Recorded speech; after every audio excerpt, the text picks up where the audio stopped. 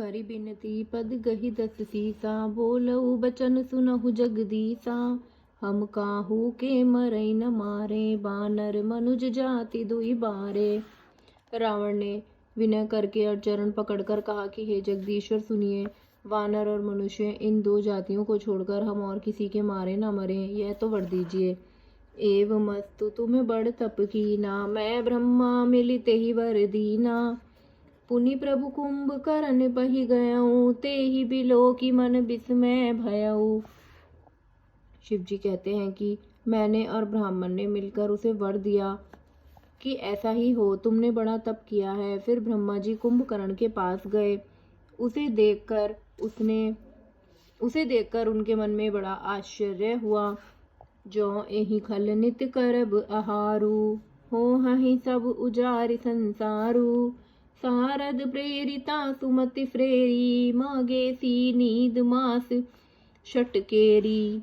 जो यह दुष्ट नित्य आहार करेगा तो सारा संसार ही उजाड़ हो जाएगा। ऐसा विचार कर ब्रह्मा जी ने सरस्वती को प्रेरणा करके उसकी बुद्धि फेर दी, जिससे उसने 6 महीने की नींद मांगी। गए विभीषण पास पुनि, कहऊ पुत्र बर मागू। तेहि मागऊ भगवंत पद, कमल अमल अनुरागू। फिर ब्रह्मा जी विभीषण के पास गए और बोले कि हे पुत्र वर मांगो। उसने भगवान के चरण कमलों में निर्मल निष्काम और अनन्य प्रेम मांगा। तीनहि देई पर ब्रह्म सिधाए, हर्षित ते अपने ग्रह आए। मैं तनुजा मंदोदरी नामा, परम सुंदरी नारी लालामा। उनको वर देकर ब्रह्मा जी चले गए और वे तीनों भाई हर्षित होकर अपने घर लौट आए। मैं दानव की मंदोदरी नाम की कन्या परम सुंदरी और स्त्रियों में शिरोमणि थी। सोई मैं दीन ही राम नहीं आनी, हो यही जातु धान पति जानी। हर्षित भयउ नारी भली पाई, पुनि दो बंधु बिहो हेसी जाई। मैंने उसे लाकर रावण को दिया। उसने जान लिया कि यह राक्षसों का राजा होगा। अच्छी स्त्री पाकर रावण प्रसन्न हुआ और फिर उसने जाकर दोनों भाइयों का विवाह कर दिया। गिरि त्रिकूट एक सिंधु मजारी, विधि निर्मित दुर्गम अति भारी। सोई मह दानव बहुरी संवारा, कनक रचित मणि भवन अपारा। समुद्र के बीच में त्रिकूट नामक पर्वत पर ब्रह्मा का बनाया हुआ एक बड़ा भारी किला था। महान मायावी और निपुण कारीगर मैं दानव ने उसको फिर से सजा दिया। उसमें मणियों से जड़े हुए सोने के अनगिनत महल थे। भोगावती जसी अहि कुलबासा, अमरावती जसी सक्र निवासा। तिनते अधिक रम्य अति बंका, जग विख्यात नाम ते ही लंका। जैसी नाग कुल के रहने की पाताल लोक में भोगावतीपुरी है और इंद्र के रहने की स्वर्ग लोक में अमरावतीपुरी है, उनसे भी अधिक सुंदर और बांका वह दुर्ग था। जगत में उसका नाम लंका प्रसिद्ध हुआ।